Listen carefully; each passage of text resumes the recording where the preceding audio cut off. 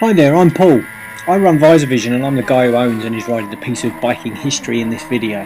What you're doing is you're on board the Visorvision MSG Racing GSXR750 SRAD at Jerez in November 2011, just after our first ever race has started.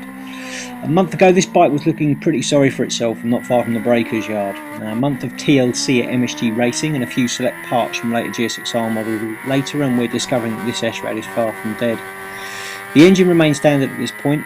She's only kicking out around 120 horsepower. There's currently been only an airbox modification, a race system and a PC3 added to help the power out. 120 horsepower these days, as you'll know, is no more than a modern 600 with a pipe, and you'll see from some of the footage in the video that against the 2008 R6 that we come up against later, there's nothing the extra 150cc this 750 has that can help us on the straights.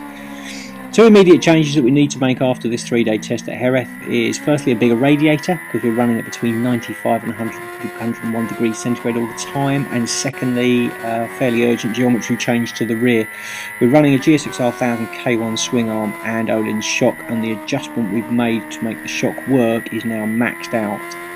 A shock spacer to mimic the longer length of an SRAD shock would give us back some of the preload adjustment we've now run out of.